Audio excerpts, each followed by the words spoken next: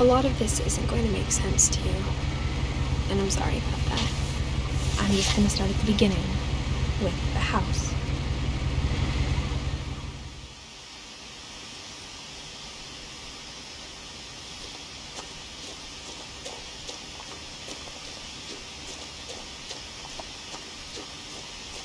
I lived here until I was 11, but I wasn't allowed inside half the rooms.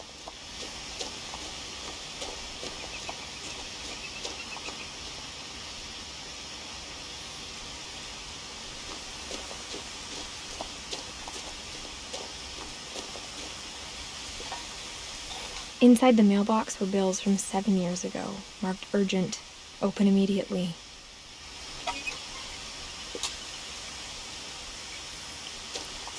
I hadn't been back since my brother Lewis's funeral.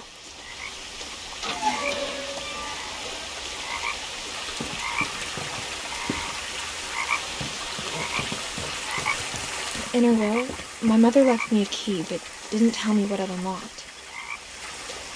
Maybe she thought I'd know, or she thought that the mystery would be enough to bring me back.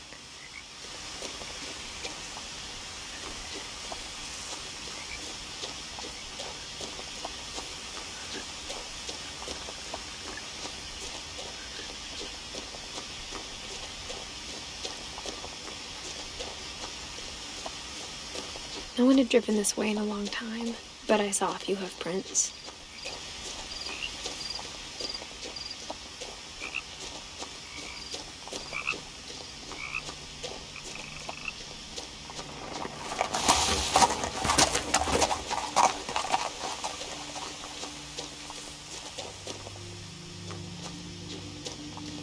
The truth is, even after I inherited the house, I never thought I'd come back to it. But now I had questions about my family that only the house knew the answers to.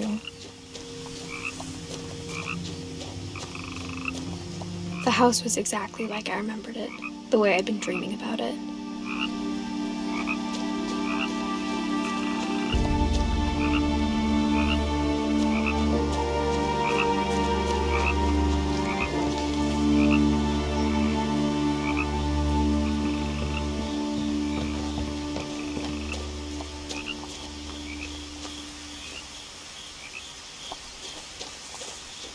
As a child, the house made me uncomfortable in a way I couldn't put into words.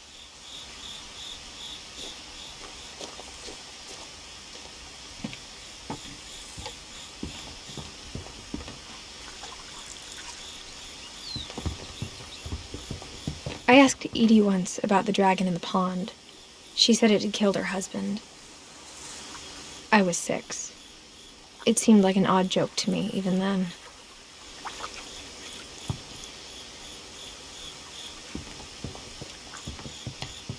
Now, as a 17-year-old, I knew exactly what those words were. I was afraid of the house.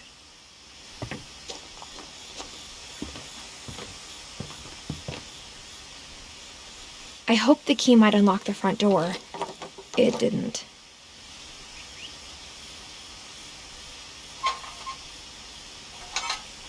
Looking in, I felt like the house itself had been waiting for me.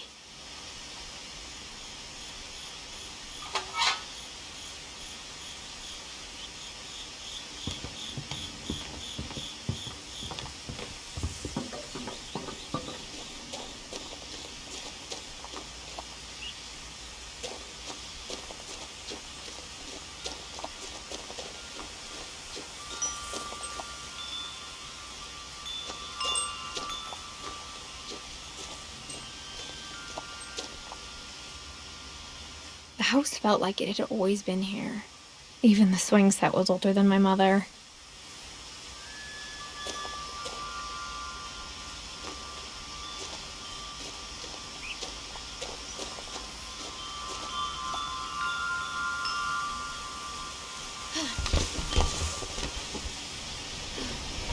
Crawling through the doggy door used to be a lot easier when I was 11.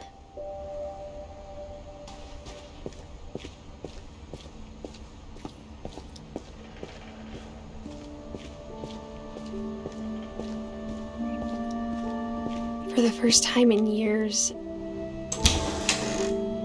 I felt like I was home. But instead of a family, there were just memories of one.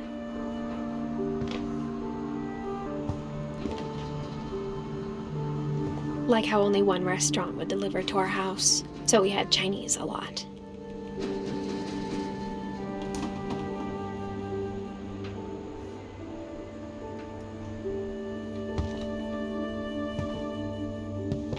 Or how after Louis started working at the cannery, we all got sick of eating salmon. Except our cat, Molly.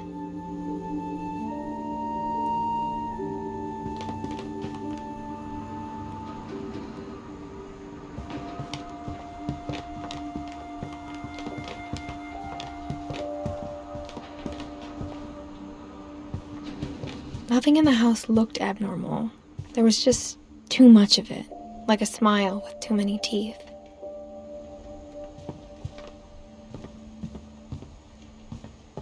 Mom always told me to stay out of the basement, so I wasn't too surprised when the key didn't fit.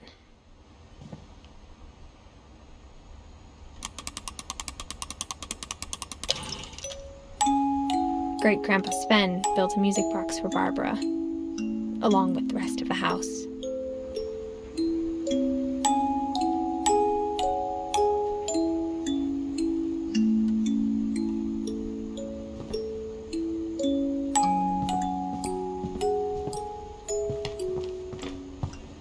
Even the fireplace had a story.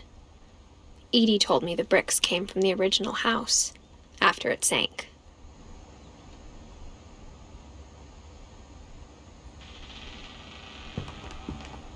The table was still a wreck from the night we left.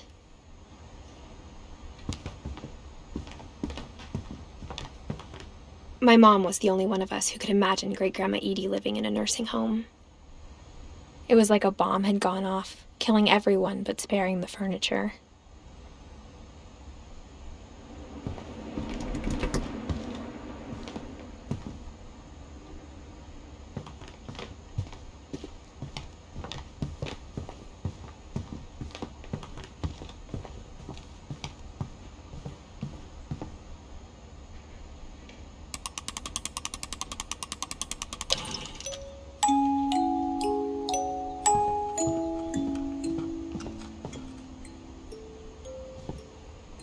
My mom wasn't much of an optimist, but she never stopped believing that my brother Milton was alive. A lot of things got left behind in the whirlwind of that last night.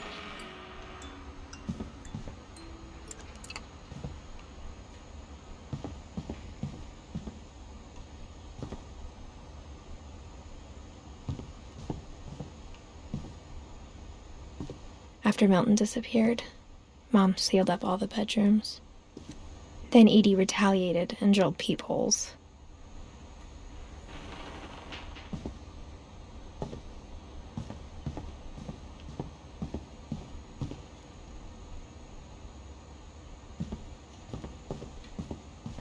I spent a lot of time playing in Great Uncle Walter's room.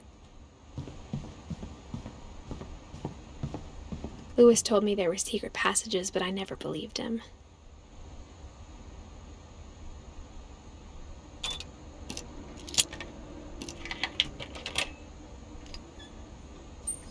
Turns out, my mom was really good at keeping secrets. Now it was time to find out what my mom had been afraid of.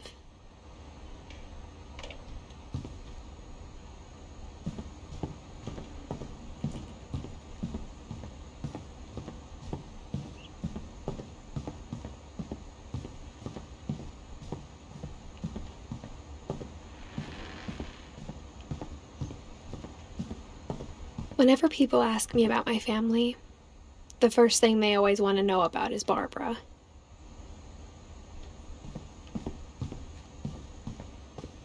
Mom must have locked the third floor stairs on the night we left.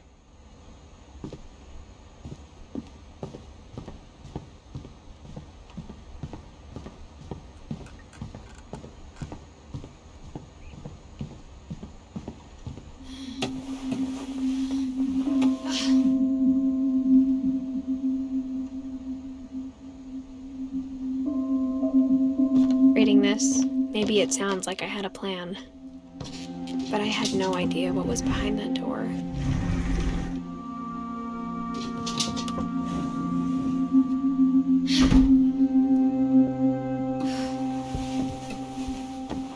Just like I had no idea where all this was gonna lead.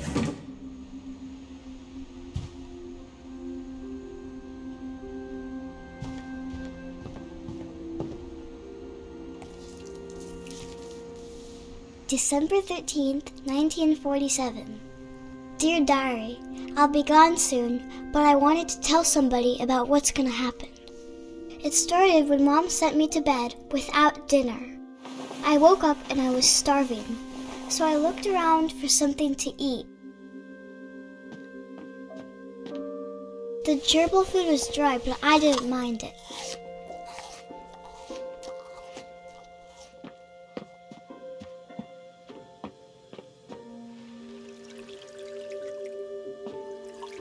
I thought about eating Christopher, but I held back.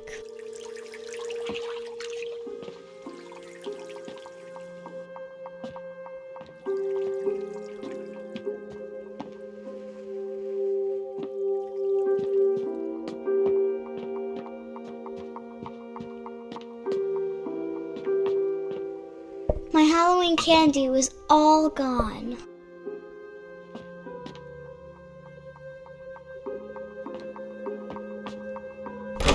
Mom, can I come out now?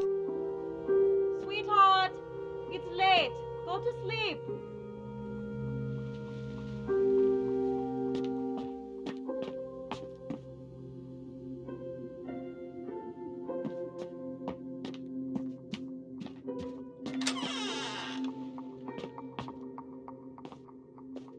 I kept eating and eating.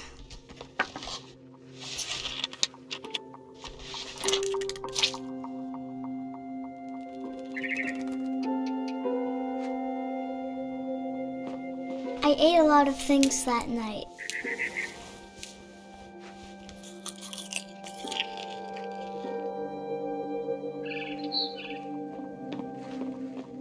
Then I heard chirping outside my window. It was a barn swallow going back to her nest. I reached out for her.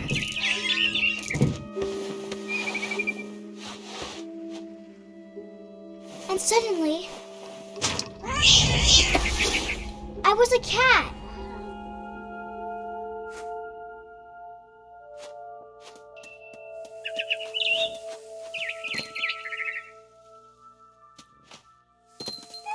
I tried to be quiet, but the bird was really scared.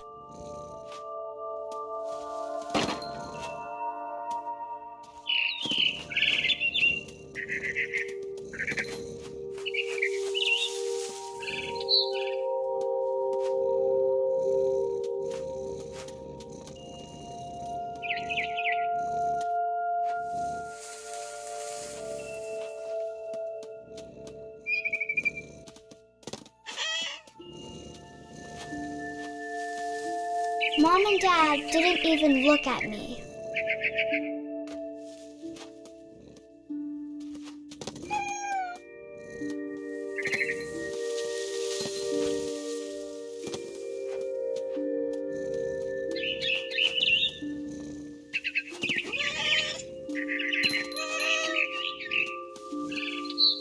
I jumped and I almost got her.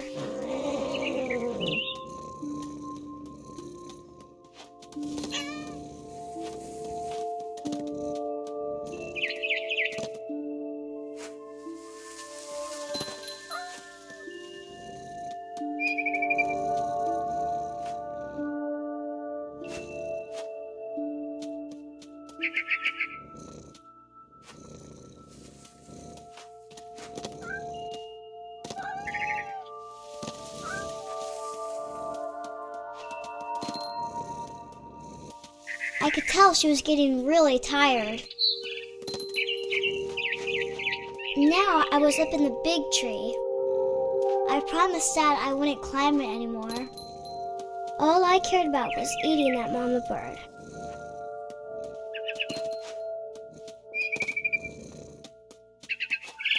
I gobbled her up. And suddenly, I was an owl. First, all I heard was the wind. Then I heard little teeth nibbling in the grass.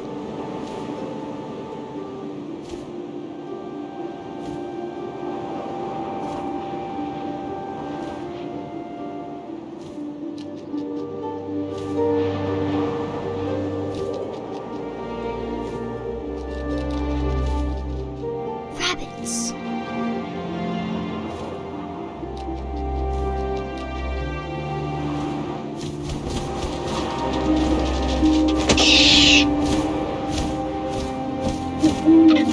I imagined his face looking up and seeing mine through my talons. I swallowed him up, and I didn't chew one bit. Then I flew off to find something bigger.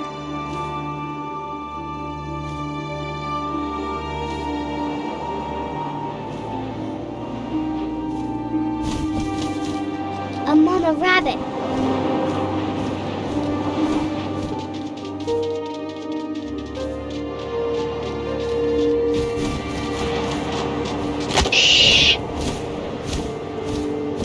She was almost too big to carry. I started choking, but I couldn't stop eating. And suddenly, I was a shark.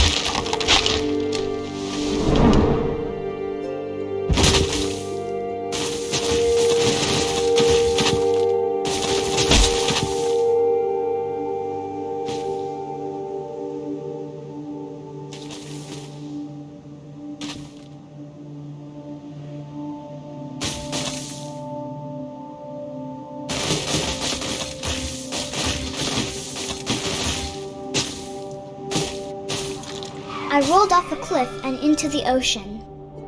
Now, I was hungrier than ever.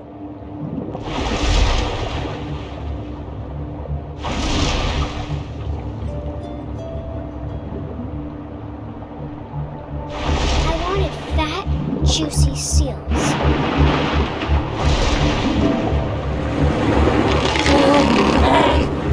I tore off her flipper, and it tasted really good.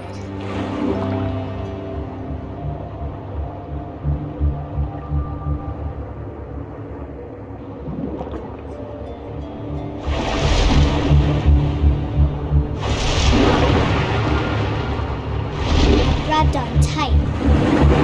And I was so hungry, I jumped out of the water. When I opened my eyes, everything had changed.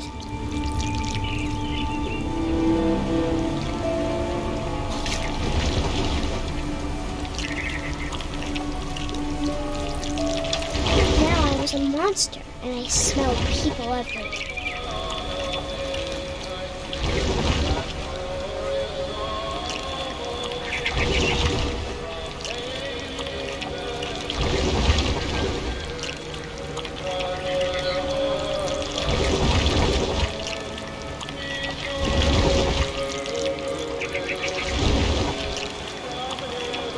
I was big, but I moved real quiet.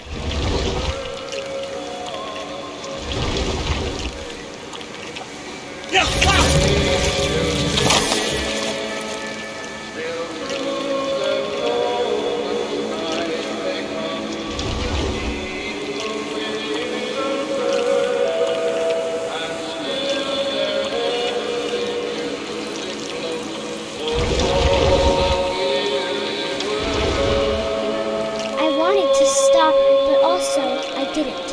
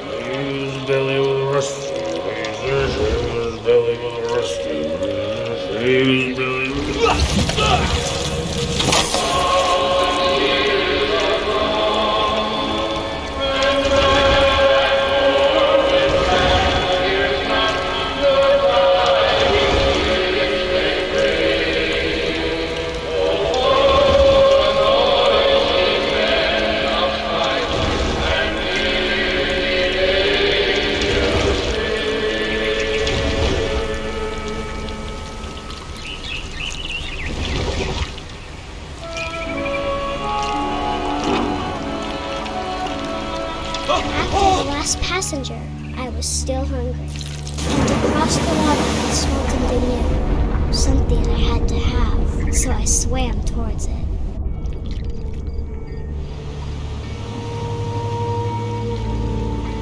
I slithered onto the sand, and the good smell went into an old pipe.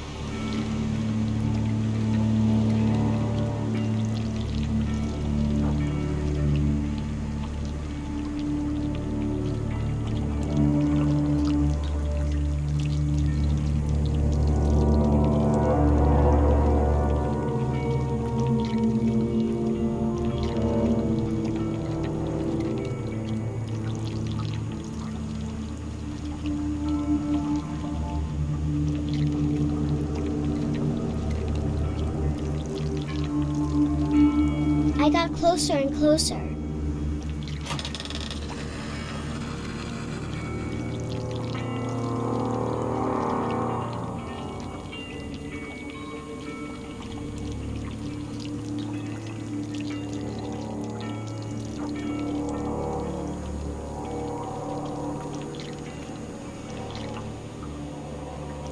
All my stomach started growling.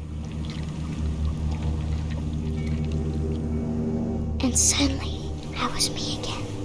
I held my breath for a long time, but I couldn't hear anything. I think it's waiting for me to fall asleep. But it's not going to wait much longer. It needs to feed, and we both know I will be delicious.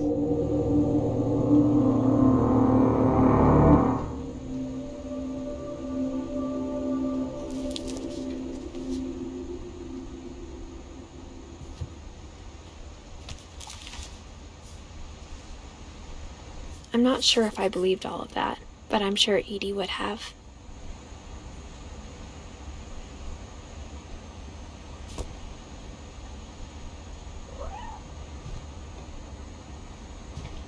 I can't describe it, but I felt like some part of Molly was still here. I grew up looking at Molly's room through the peephole.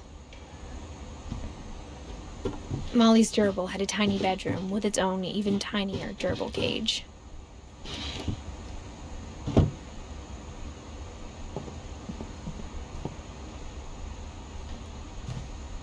Being inside for the first time, I felt like I'd stepped behind a painting.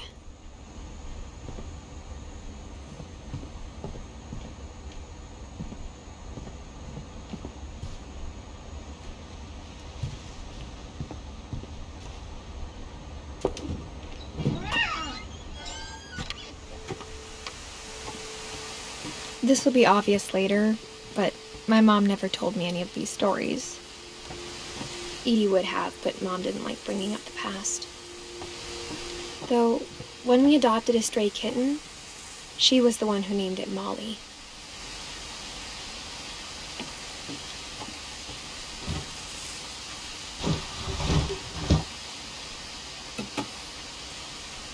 I spent a lot of time in Great-Grandma Edie's room. Her room was like a museum. For 500 years, the Finches have been famous throughout Norway for their fortune and misfortune. Odin Finch buries the latest victims of the family curse, his wife Ingeborg and their newborn son, Johan. On January 7th, 1937, he set sail with his family and his house, hoping to leave the curse behind. But 40-foot waves off the coast of Washington send the house and Odin to the bottom of the sea. Odin's daughter Edie, with husband Sven and baby Molly, step ashore on their new home, Orcas Island. Odin Finch is the first to be buried in the new family cemetery. His daughter Edie is already dreaming of a new Finch house.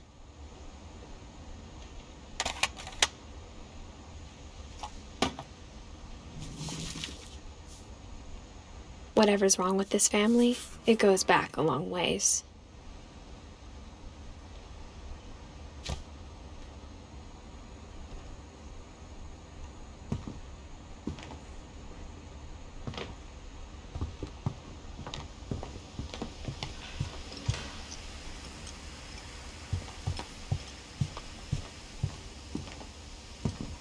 When Edie told people Sven was killed by a dragon, she could also have said he was building a dragon-shaped slide that collapsed.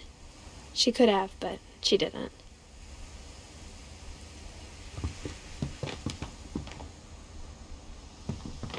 Even in her 90s, sometimes Edie seemed a lot younger than my mother.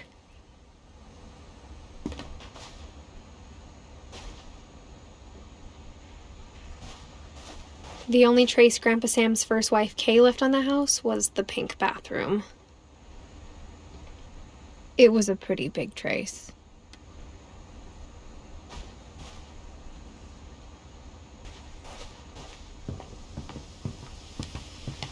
Edie gave a big interview about a mole man living under the Finch house. My mom was furious. I hadn't thought of myself as Edith Jr. for a long, long time.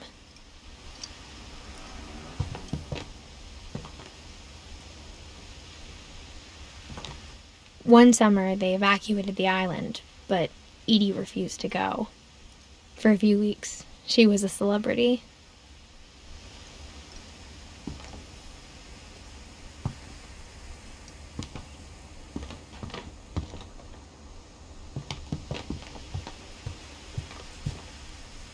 Louis died a week before we left, but Edie had already started to memorialize him.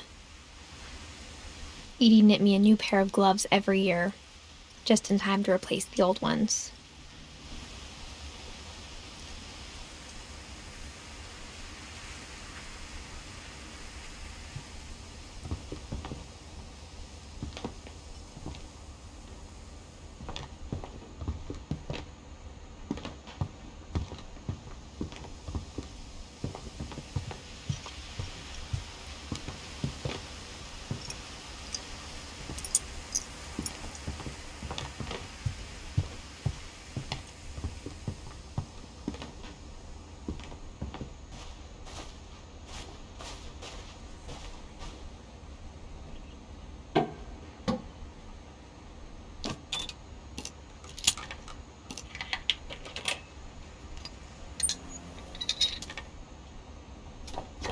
There's a secret in this bathroom.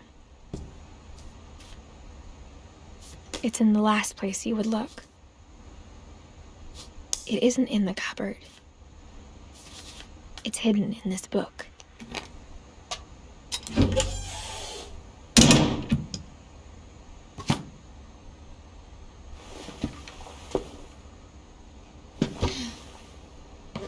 Sven gave Sam an old camera he'd refurbished. He never put it down.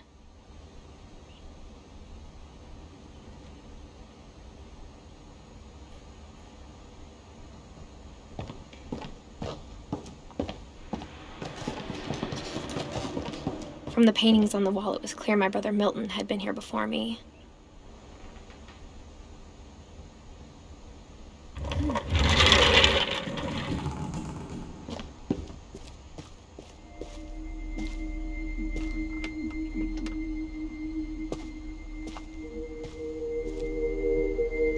I knew Grandpa Sam had a twin.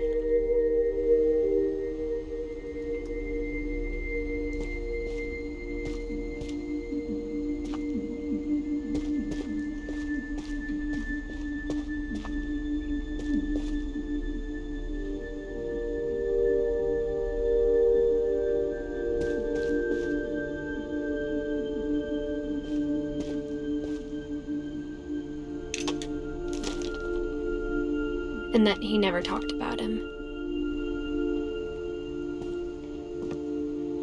I guess my grandpa didn't like history any more than my mom did.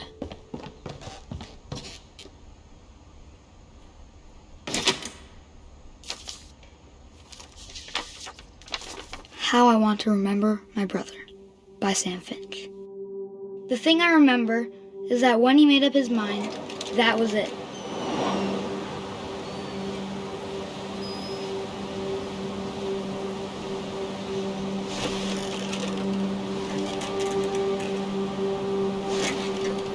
My brother said he'd die before he ate another mushroom, and he did. At Barbara's funeral, we swore we'd never be afraid again. and he wasn't.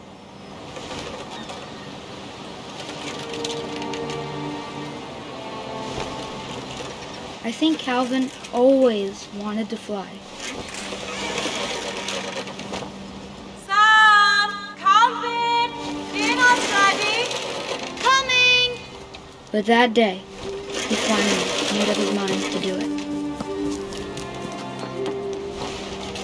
I told him going around was impossible. And maybe if I hadn't said that, Calvin! I'm not gonna tell you again! maybe if the wind hadn't picked up, then maybe he'd still be here. But I doubt it. I think he'd already made up his mind. That's what I want to remember about my brother.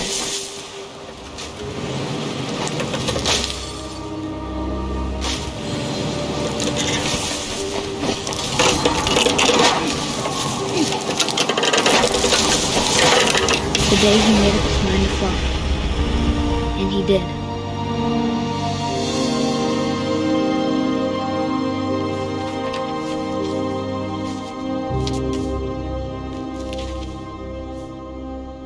Calvin's story felt strangely familiar.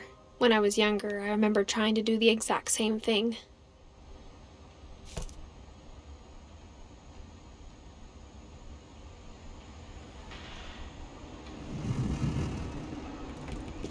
After the funeral, Edie roped off Calvin's half of the room.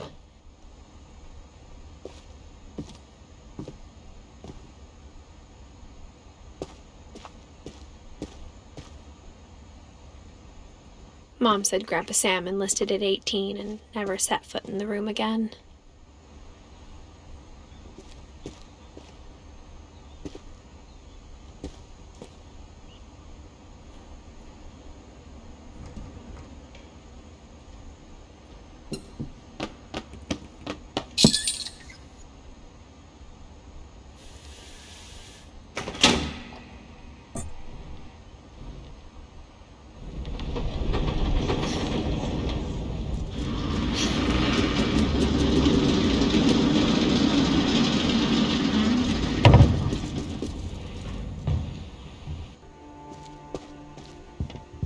The passages were a pretty tight fit. They'd obviously been built for smaller hands and bellies.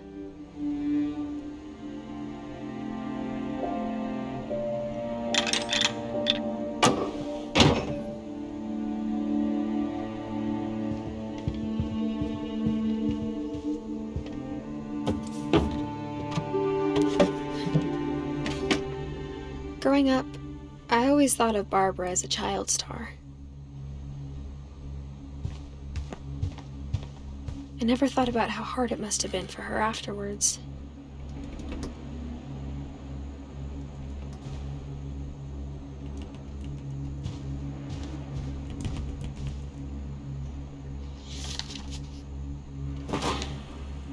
Of all the stories people wrote about Barbara's death, I'm surprised Edie saved this one.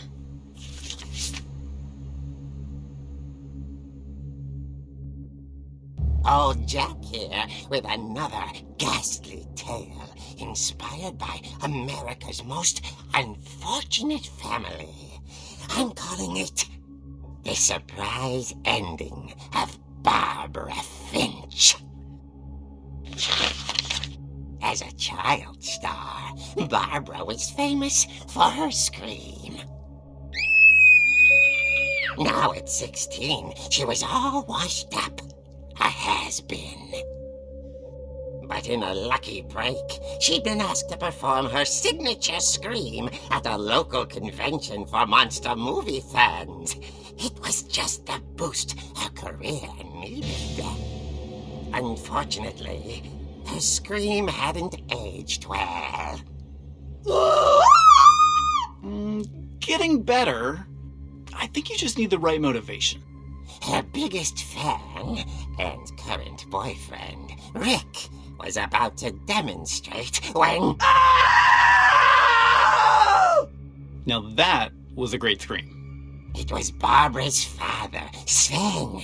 He'd slipped into a table saw and had to be rushed to the emergency room. So Barbara got stuck babysitting her youngest brother, Walter. Her convention comeback was cancelled. Okay, I'm hearing frustration, but I'm not hearing terror. What if I tried... A gang of hoodlums in Halloween masks have been terrorizing Orcas Island tonight. Police are urging residents to... That came from the basement. You're right! Also, I loved your delivery on that. Why is your basement door locked? Because my dad likes making puzzles and secret passages. There's a key hidden in the music box. The secret is to keep winding and winding until finally the key pops out. Thanks, babe. I'll be back in a sec. 20 minutes later, Rick hadn't returned. So Barbara went to look for him, right on cue. She reached for the music box.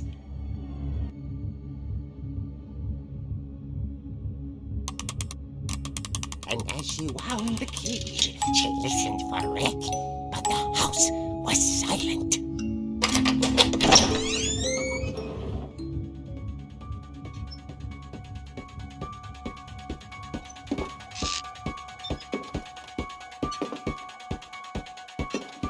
She found Rick's crutch and imagined the worst.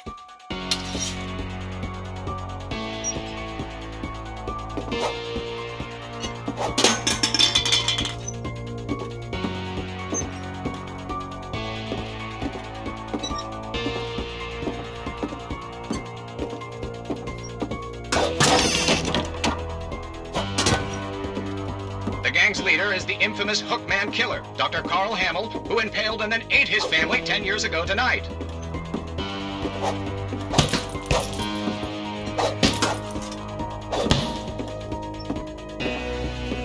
The old fridge rattled and grew still. Oh dear! Oh! Rick? Barb, relax. I was just trying to scare you to help you find your scream. Well, I'm not scared, Rick. I'm furious. Then act furious. All I'm getting from you now is that you're hurt and confused and She threw him out, but she kept a little something to remember him by. Barb, have you seen my other crutch?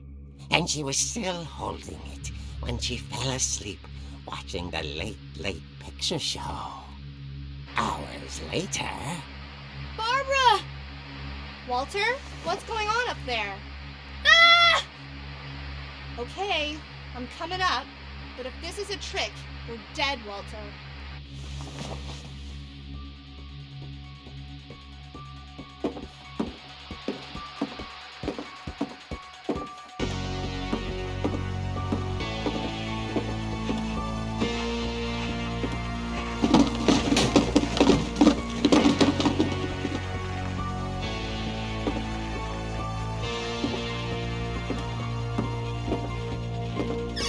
Walter, are you there? Walter had vanished, but his bedside radio was still on. Orcas Island police describe the man as 6 feet tall, with a steel hook for a hand. Residents are urged to lock all doors and windows and notify the police of any suspicious activity. Barbara turned, saw the hookman, and was speechless. He was quite smashing. And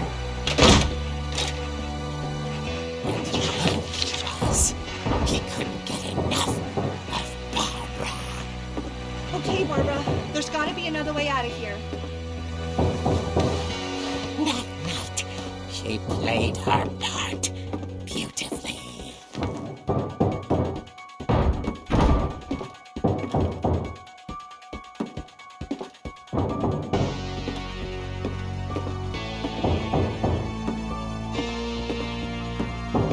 Molly's door hadn't been opened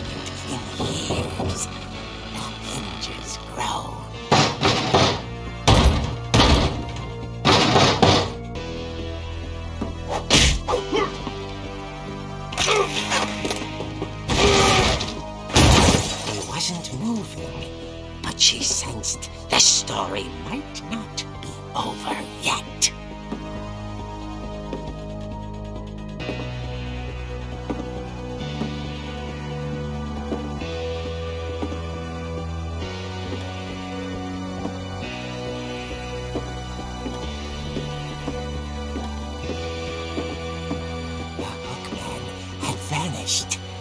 She listened for his breathing, but all she heard was...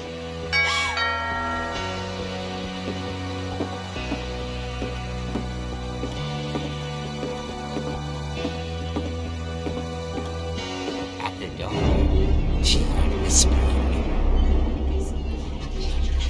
It was coming from inside the house.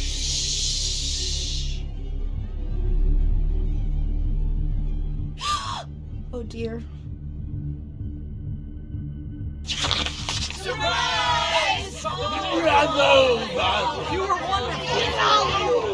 monsters had come to surprise her. For Barbara, it was a dream come true. Then she saw what kind of monsters they were, and she realized what was about to happen. She was going to be famous. And with her final breath, Barbara Finch gave the performance of her life.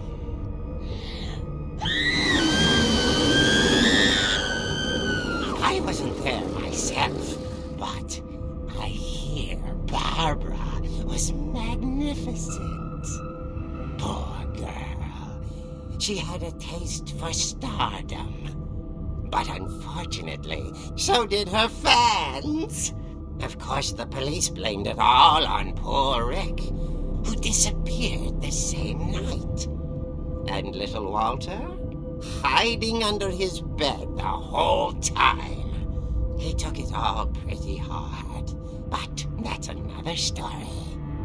As for Barbara, tucked inside the music box is all they ever found of her. Her ear. Now that's what I call a real eerie tale.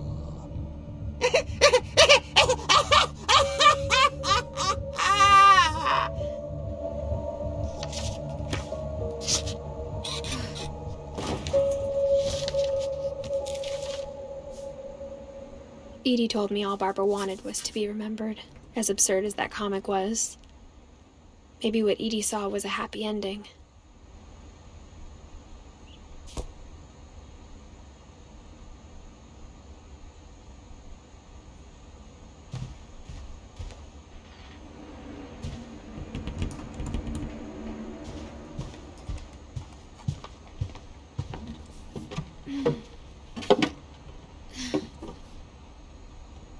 I guess now I know why Mom didn't like me playing with the music box.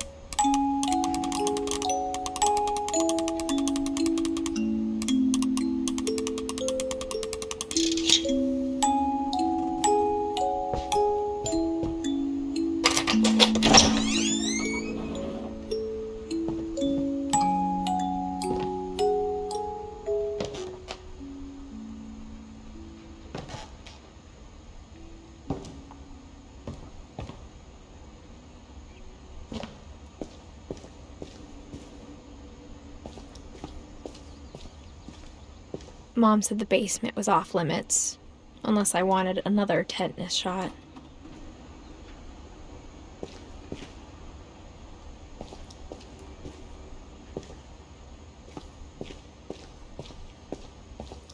I saw Edie sneak down to the basement once, carrying packages.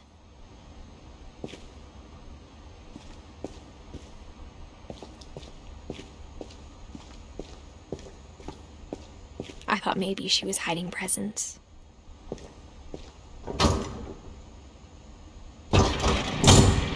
It turned out she was hiding a lot more than that.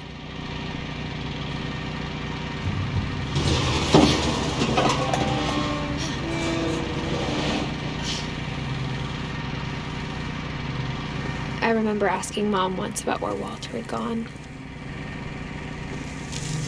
She said after Barbara died, he got as far away as he could. If there's a pattern in all these stories, I think it's that none of us has gotten very far.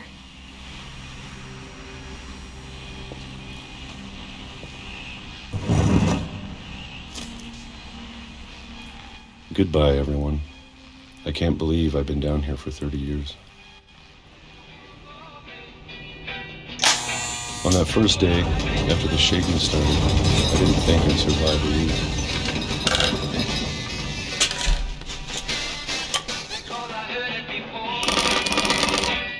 But after a few days, I settled into a routine. That's what kept me sane. Having a schedule, living for today. I always expected to be dead tomorrow. But if you wait long enough, you get used to anything.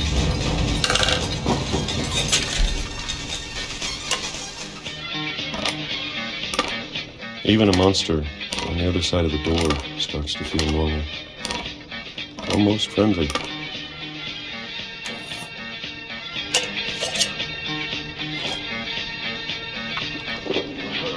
And then one day, everything just stopped. Whatever that thing was, it was gone. Maybe it got tired of waiting. Or maybe I just got tired of being afraid.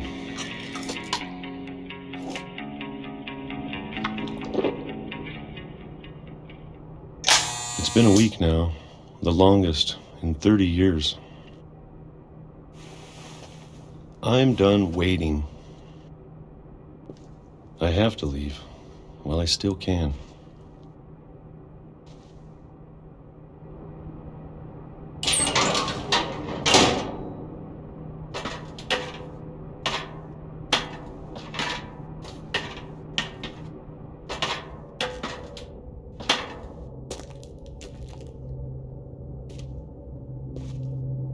I know it's out there somewhere. Whatever killed Barbara and Molly and Calvin. Maybe this is all a mistake. But I need to stop living the same day, even if it kills me.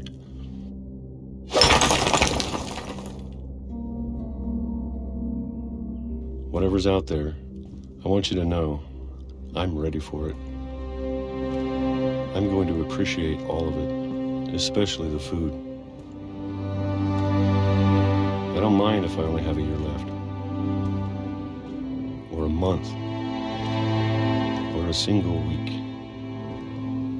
I'd be happy with one more day. I can already imagine the sun on my face.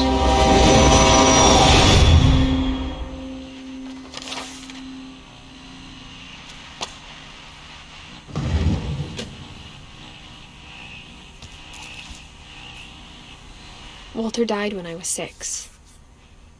I can't believe my mom never told me he was down here.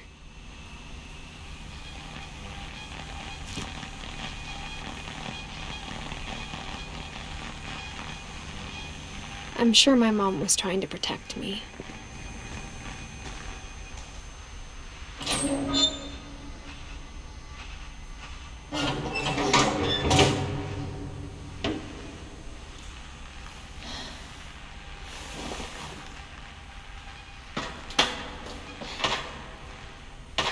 Maybe she was afraid I'd end up like Walter.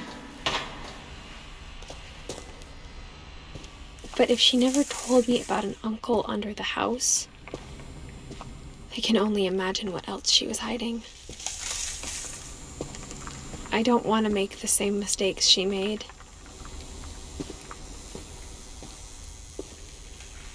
Trying to bury something that's still alive. Now that there's only one of us left, or maybe two, I thought it was time I heard the stories for myself and found out what happened to everyone else. But now I'm worried the stories themselves might be the problem. Maybe we believed so much in a family curse, we made it real.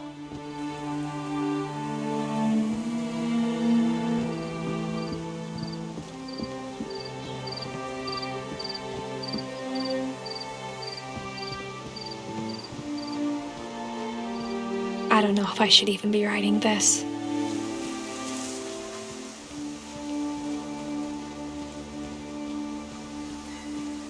Maybe it'd be better if all this just died with me.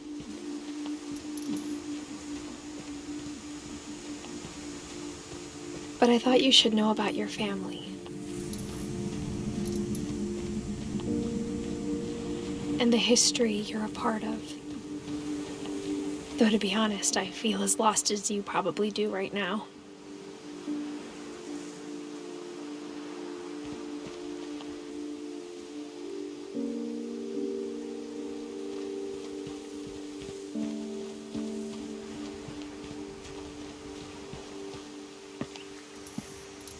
I think the people in these stories believed them, for what that's worth.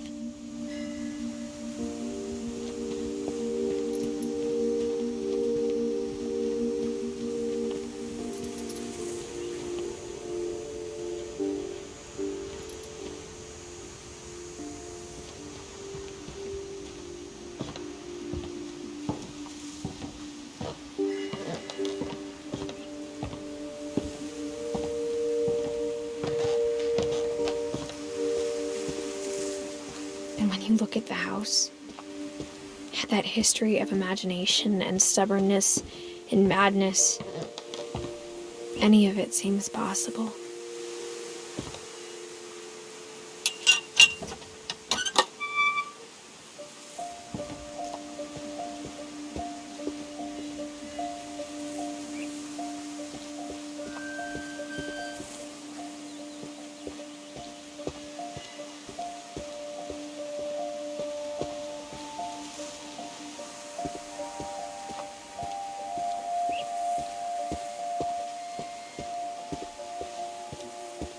I think we've been surrounded by death for so long, we've just gotten used to it.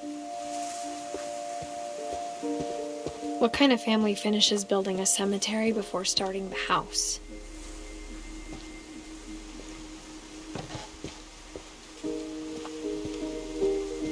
It's embarrassing for me to admit this, but the pet cemetery made me more uncomfortable than the human one.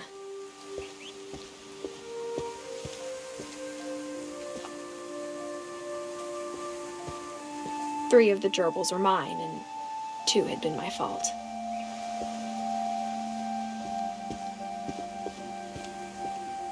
Sven built the house, but it was Edie who designed the cemetery.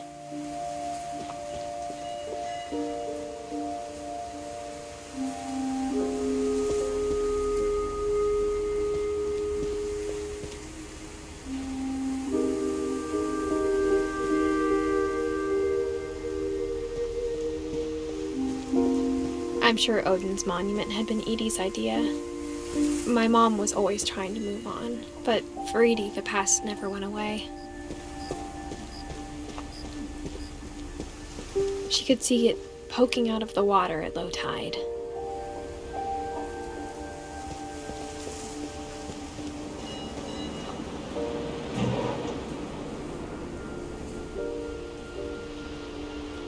Edie said she dreamed about the old house every night.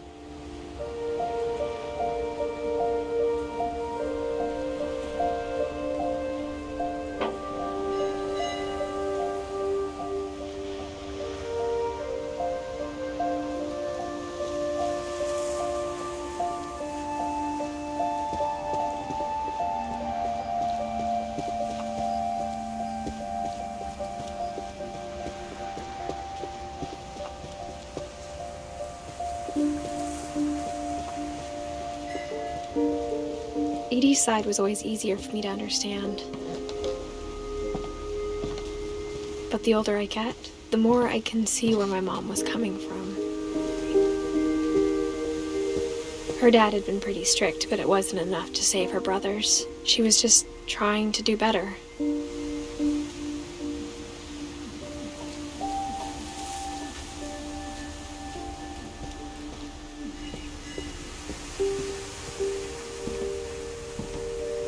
She lost 2 of her brothers, just like I did. I get why she tried so hard to protect us. We never found Milton's body, so my mom insisted we were putting up a monument, not a tombstone.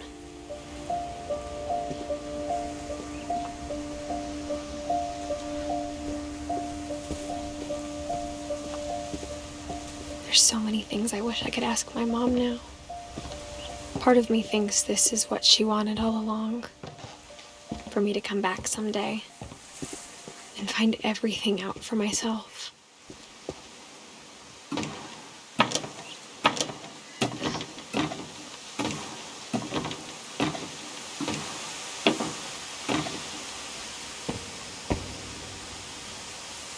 But looking back on it now, if she told me there was going to be so much climbing, I never would have come when I was 22 weeks pregnant.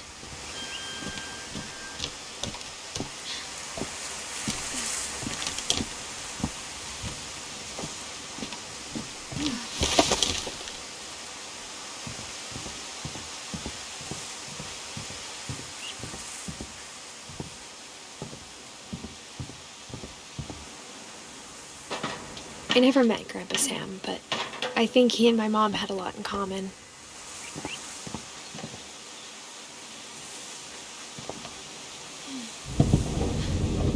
They were both pretty intense.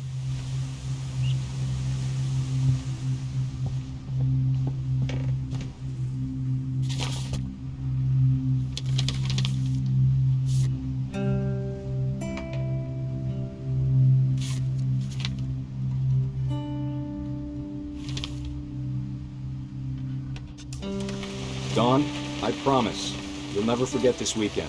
Yes, sir. These memories are going to last a lifetime. Am I gonna have to shoot anything? It's a hunting trip, Dawn. Shooting is strongly encouraged. Not quite.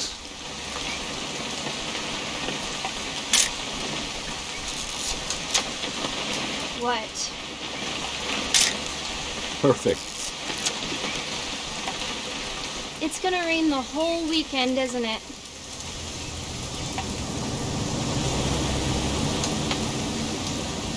Please just take the damn picture. Hey, language.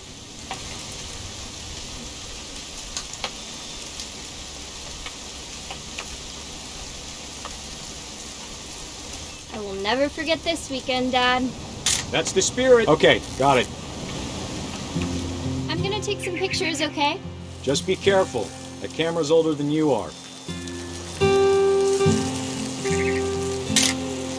Aw.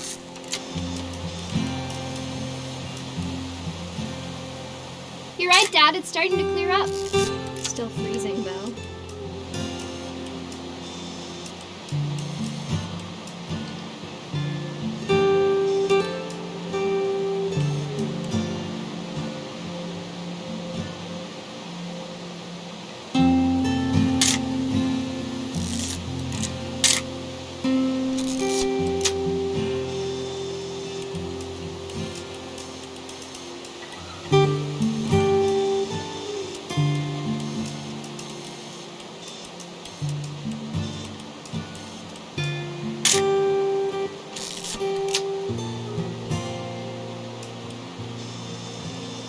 Definitely should not have drunk all that coffee.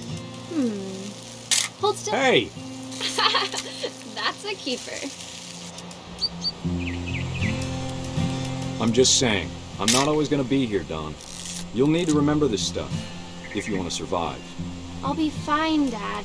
You know who else thought he was gonna be fine? Some guy who died. Dawn, I'm being serious. I know, Dad. You're always serious. Doesn't being out here make you want to chill out?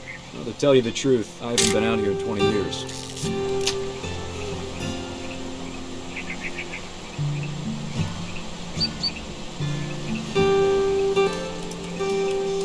Last time I was with my brother Calvin. Man, that was a great trip. Your grandpa Sven taught us how to fish, how to build a fire. We found an old logging trail. There were deer everywhere. Dad! Good eyes, Dawn.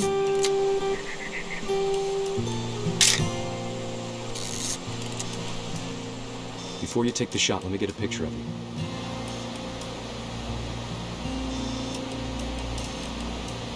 Dad, I...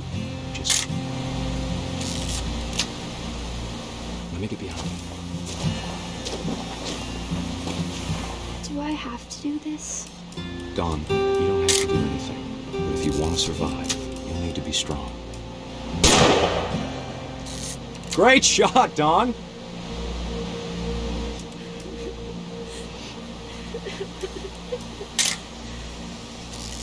I'm proud of you, Dawn. Always remember that, okay?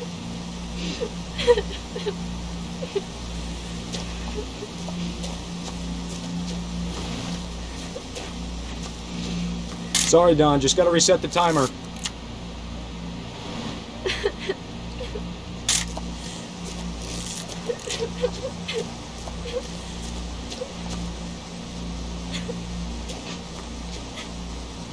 Dad, it's twitching. I think That's it's totally normal, Dawn. Just focus on the camera. Try not to think about... Dad!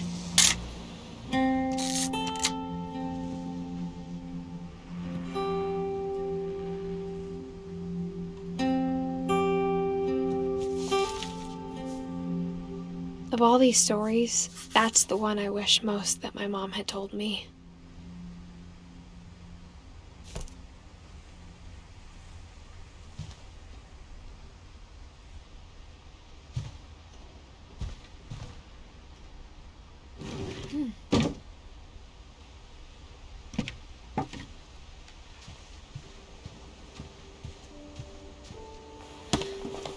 After Sam died, my mom and Edie got really close.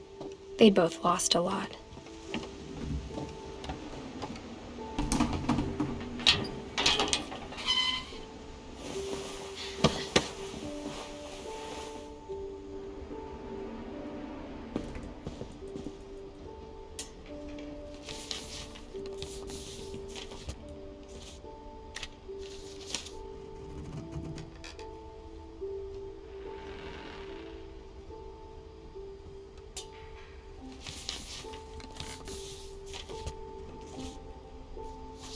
Dear Kay, do you remember the way Gregory used to laugh when he thought he was alone? Like something funny was happening, but only he could see it. I think he saw things the rest of us don't.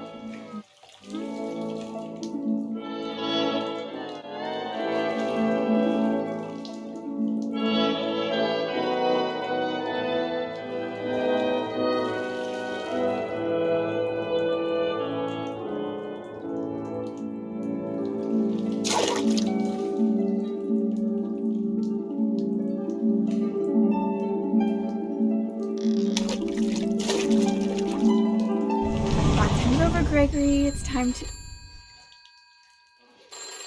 Hold on, sweetie. Hello? Sam, I told you I don't want to talk right now. I wonder what he saw.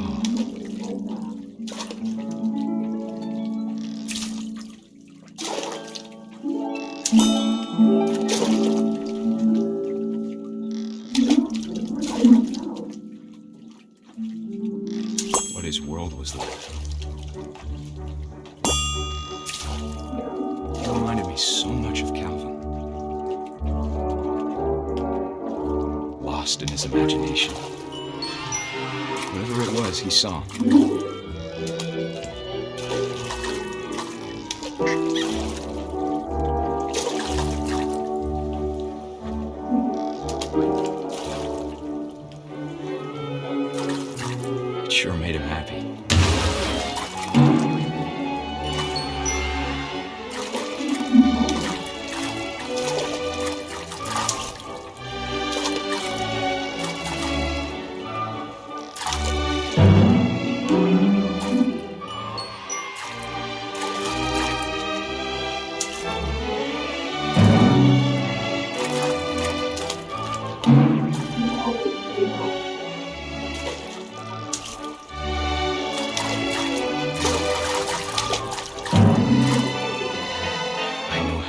sounds.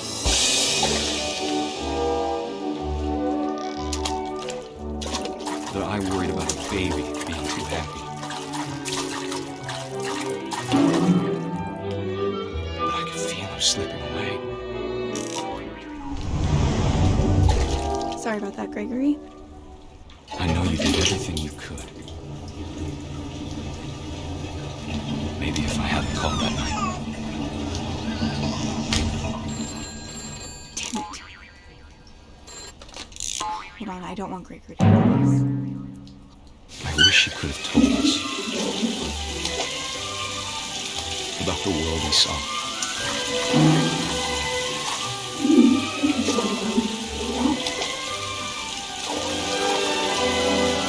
There's so much I don't understand about Gregory, about everything.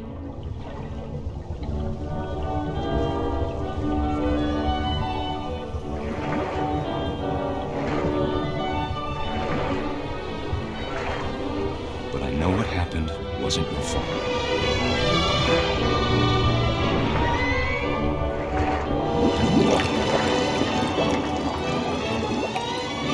I'm sure he's happy.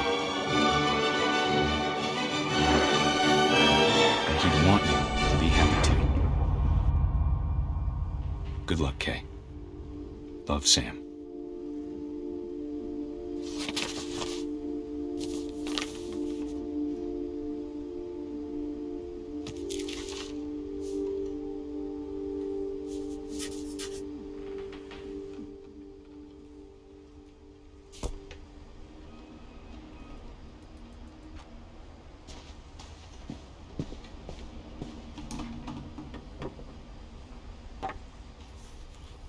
A poem for Gus, who always said the wedding was a bad idea. Our father never hit us kids, at least not very hard, before the day my brother said with teenage disregard that he'd be dead before he'd see a wedding in our yard.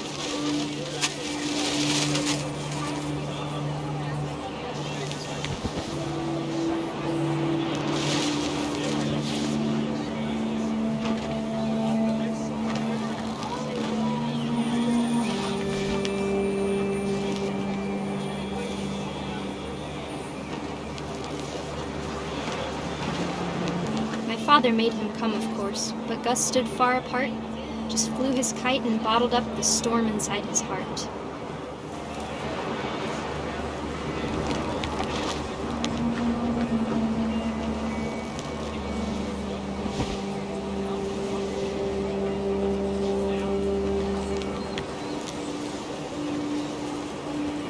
I tried to talk him out of it, but though he'd never met her, "We don't need a stepmom," were the words that I now pronounce you husband and wife. You may kiss the bride.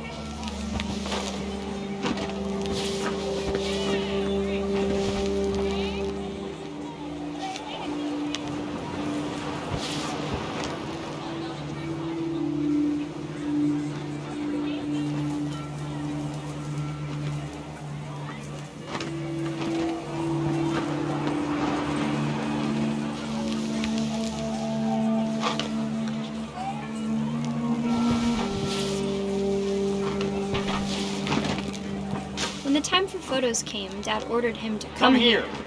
But Gus declined, and as a sign held up his middle finger.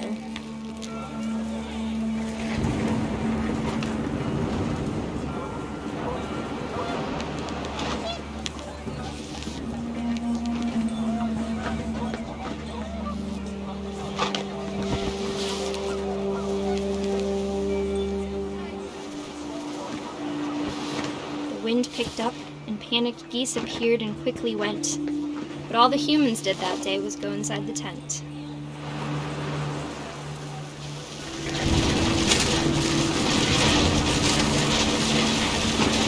Rain came down in buckets then, but no one seemed afraid that nature might destroy the tent our dad had crudely made.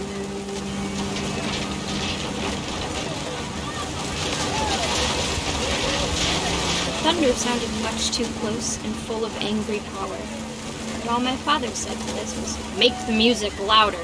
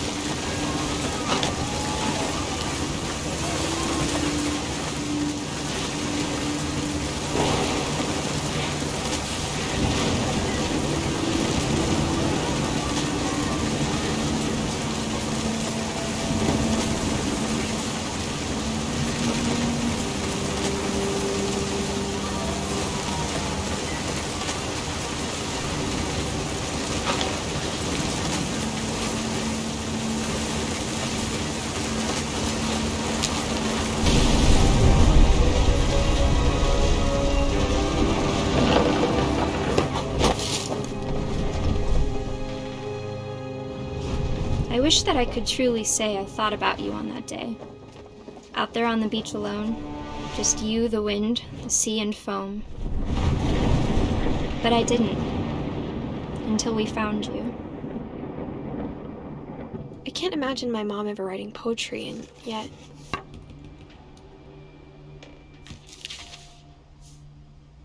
She never talked about him, but Mom told me once if I was a boy, they were going to name me Gus.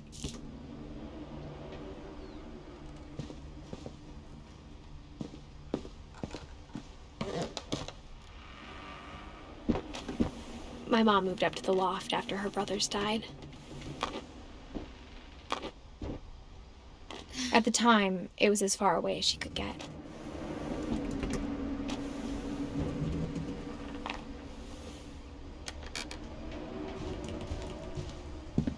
She spent a summer building houses in Calcutta, where she met my dad, Sanjay.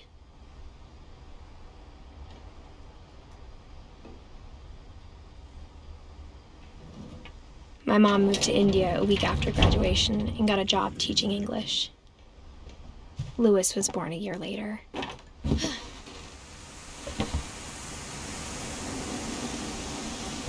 When my dad died, I don't think Mom knew where else to go.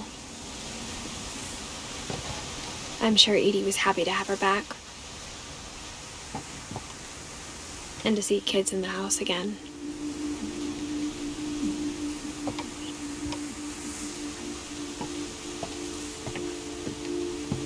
The house had to get a little bigger, but Edie was used to that.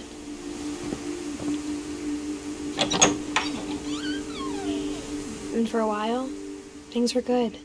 Almost normal.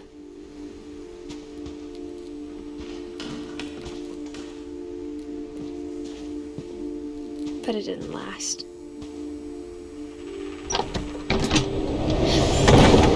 The beginning of the end was Milton's 10th birthday, when Edie gave him a castle.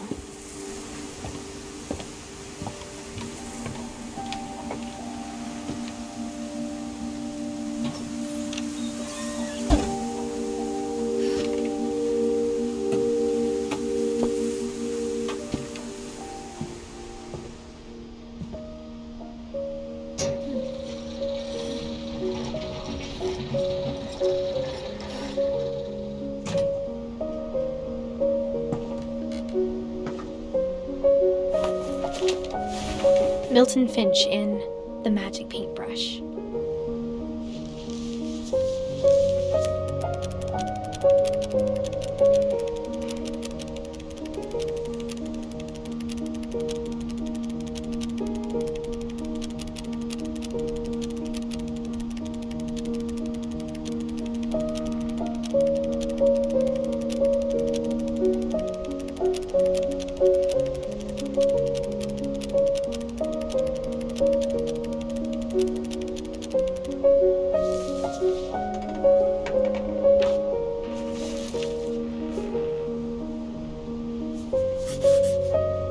I was 4 when Milton disappeared.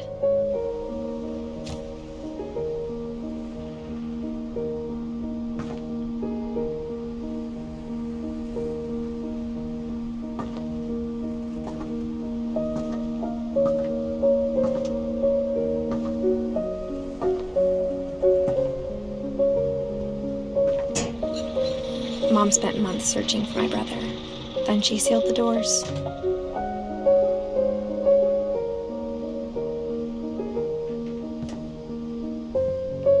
Whatever Milton had found in the house, Mom didn't want it getting out.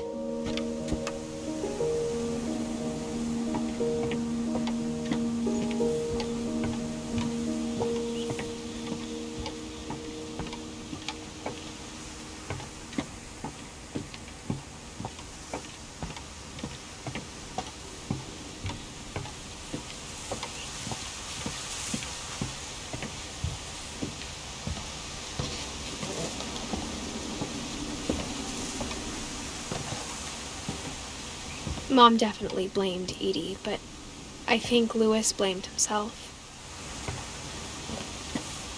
After he graduated, he just spent more and more time in his room, until Mom got him a job at the cannery.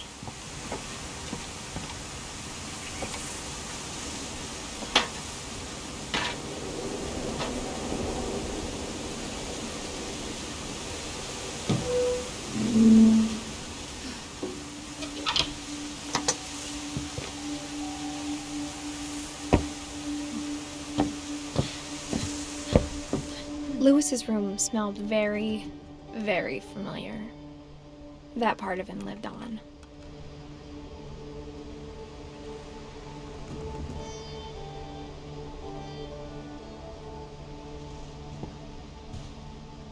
Louis and I spent a lot of time playing games together, but he was surprisingly bad at them.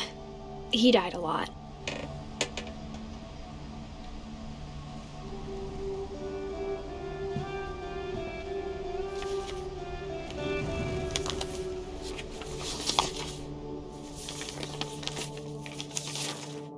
Dear Mrs. Finch, as Louis's psychiatrist, I can understand your desire for an explanation.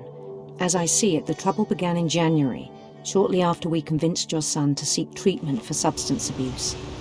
Newly sober, I believe Louis first noticed the monotony of his daily life.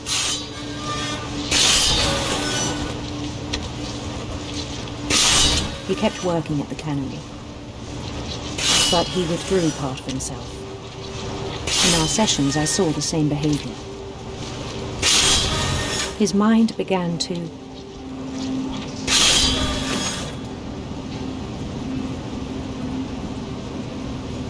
wander. I asked him to describe it.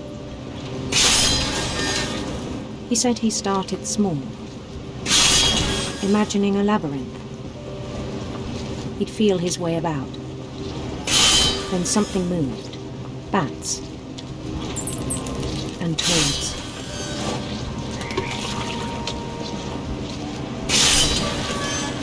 And things that have not names.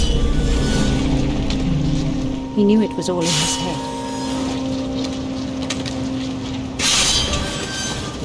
But he took it very seriously. I had hoped he'd find himself.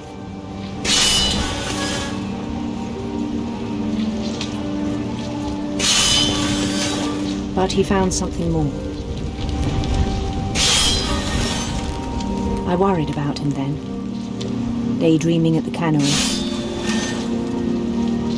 I spoke with his boss,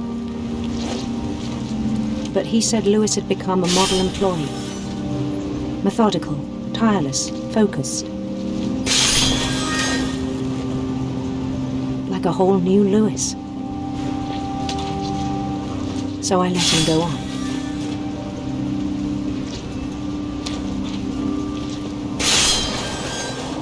I even encouraged him.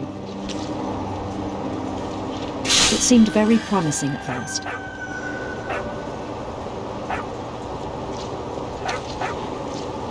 He told me he'd made a new friend.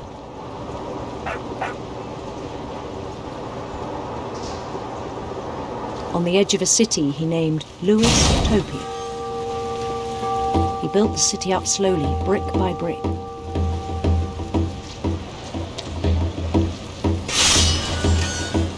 Then he made musicians.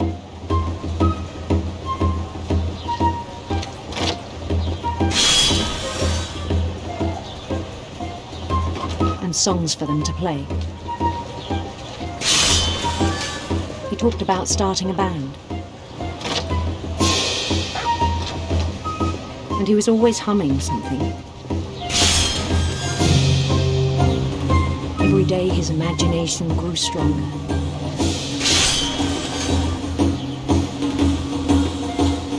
He no longer spoke at the cannery, but his chopping was as reliable as ever. Then one day it struck him that all the cheering crowds, even the stones under his feet, were all in his imagination, so he could do whatever he wished.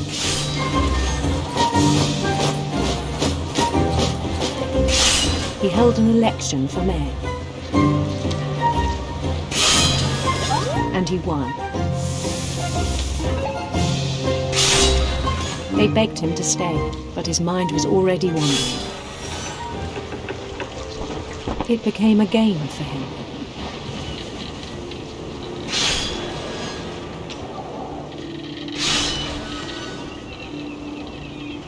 He'd conquer a city, then immediately push on. New Louisville.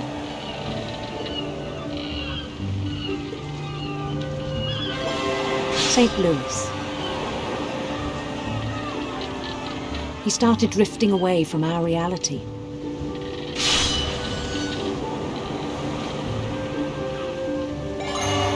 Minneapolis. Until one day he forgot to go home from the cannery. Even as his mother pleaded with him, part of Louis kept sailing on.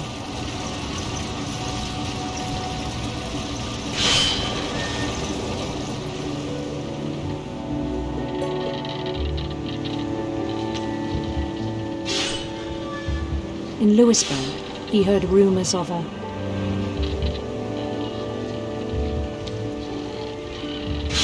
handsome queen.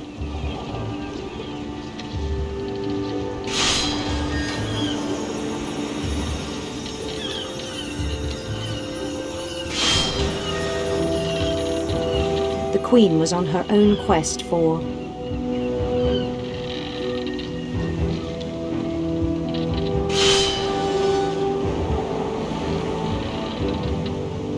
radiant rainbows.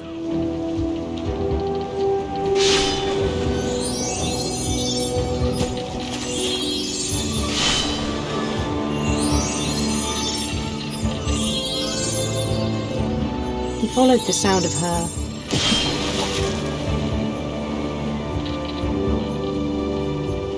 silver harp.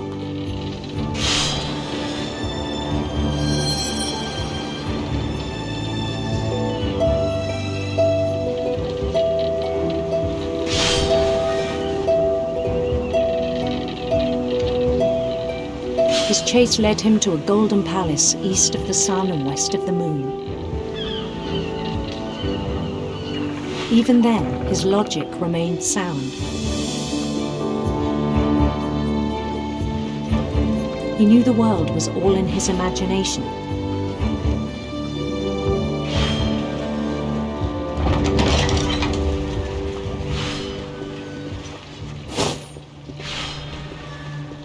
But he was so proud of having created it.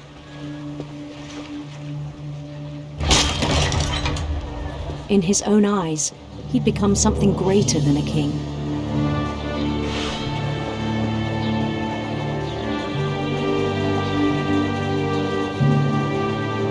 For someone who'd never known success in the real world, I think it was overwhelming. And then it struck him that the real Louis was not the one chopping salmon, but the one climbing the steps of a golden palace.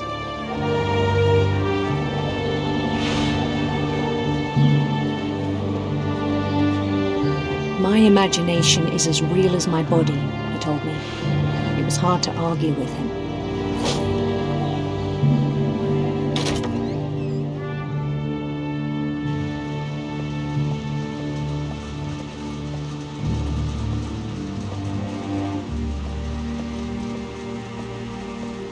He began to forget the world we know.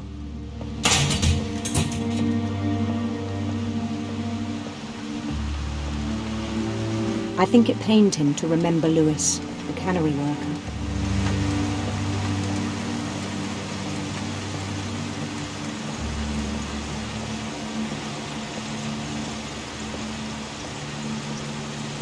began to despise the man with a royal contempt.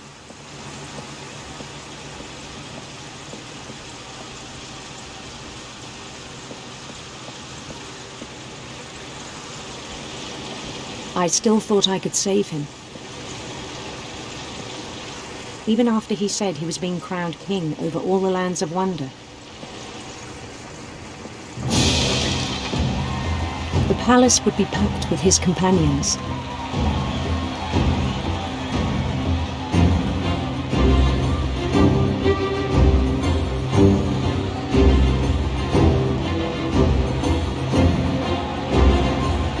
Including the wise Calico who'd insisted on inviting him.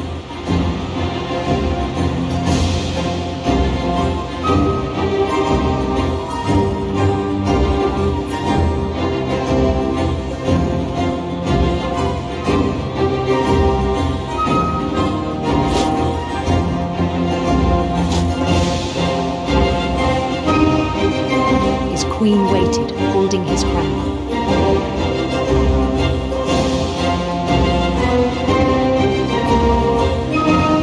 There was only one thing left to do.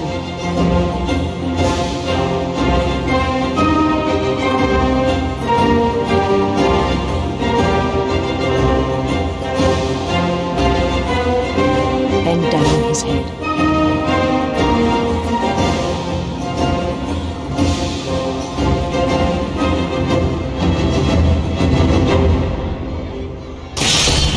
And the rest I think you know. Mrs. Finch, your son was a kind man who will be missed by all of us who knew him.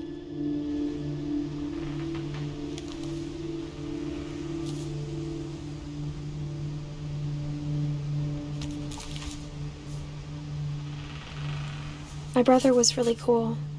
I wish you could have met him.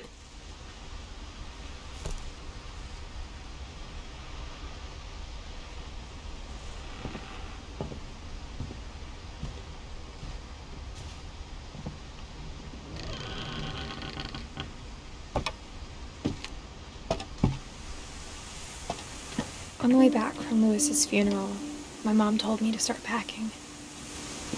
She waited until the day before we left to tell Edie. I'm not sure if she wanted to make it easier or harder.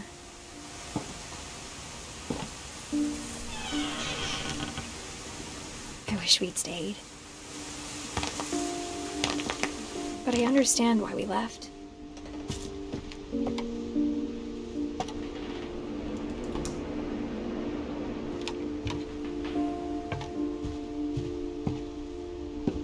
My mom ended up leaving everything behind.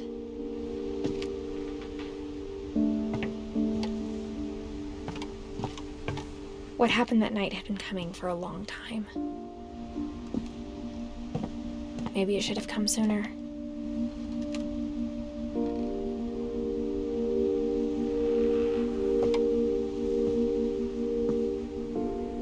But it had to end one way or another. All that's left now is to tell you about that last night.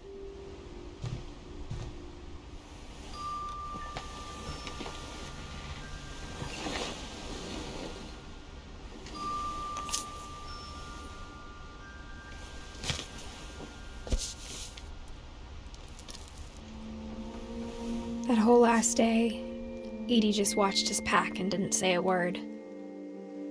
Until supper, when she raised her glass and said, "To our final night together, and all our final nights apart." Grandma, you know what I said about alcohol.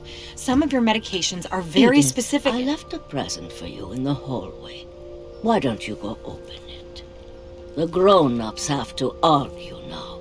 I'm sorry, you're right. We're all leaving tomorrow. Let's just enjoy our last... I'm not leaving. Edith, you're excused.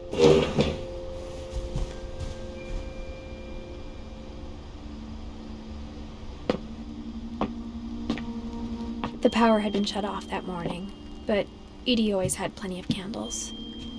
When my mom sealed the library, I don't think she knew about the other entrance. Or that Edie had a key to it.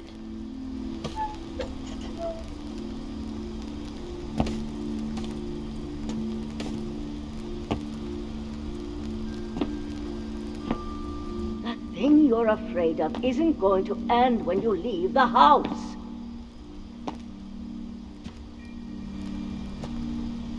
Edith has a right to know these stories. My children are dead because of your stories. I think it's best if Edith and I leave tonight.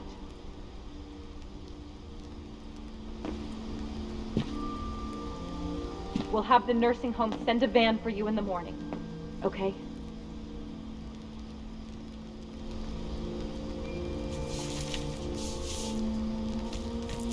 Dear Edith, there's so many stories I wish I could tell you, but there's only time for one. This is about what happened on the night you were born.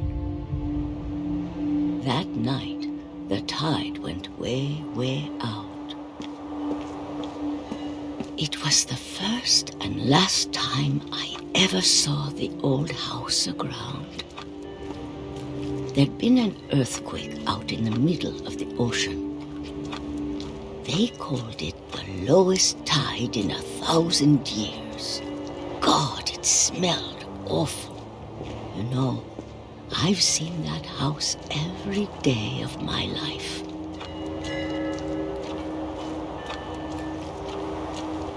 But I never thought I'd go back to it.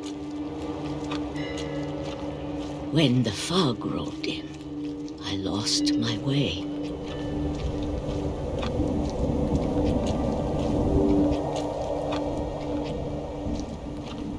I got turned around.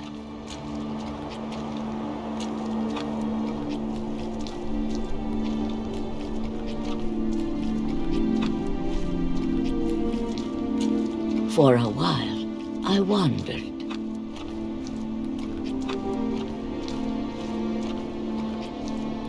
I started seeing things.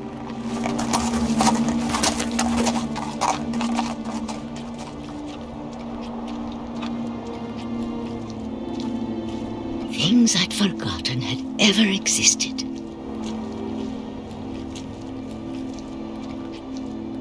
But when I saw them, they felt like old friends. That night, a lot of things came back to me.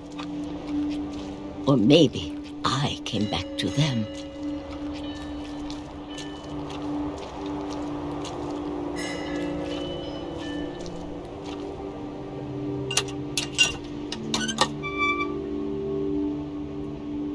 Things I can't explain, but that I need you to try and... Edith, what are you doing in here? It's mine. Edith! Mom, you're gonna rip it! Let go! I kicked and screamed, but Mom dragged me to the car. I never saw Great-Grandma Edie again. The next morning, the van came to pick her up, but she was already gone. After that, we moved around a lot.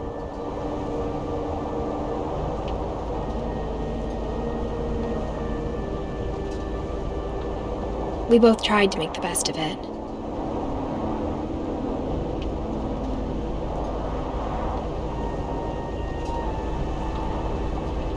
A few years went by.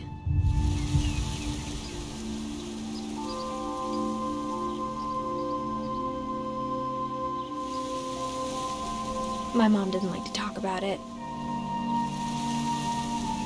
but she started getting sick a lot. The rest happened pretty quickly. She got better for a while, and then she didn't. And then I was alone.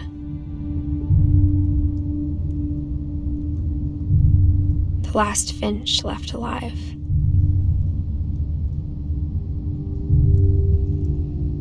Until I found out about you. I'm still not sure what to tell you about all this. If we lived forever, maybe we'd have time to understand things. But as it is, I think the best we can do is try to open our eyes. And appreciate how strange and brief all of this is.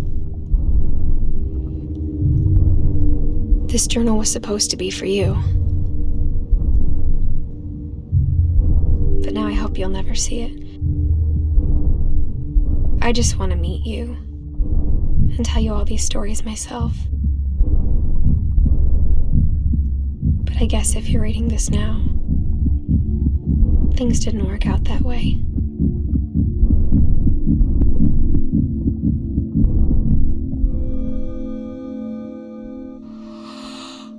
This is where your story begins. I'm sorry I won't be there to see it. It's a lot to ask, but I don't want you to be sad that I'm gone. I want you to be amazed that any of us ever had a chance to be here at all. Good luck.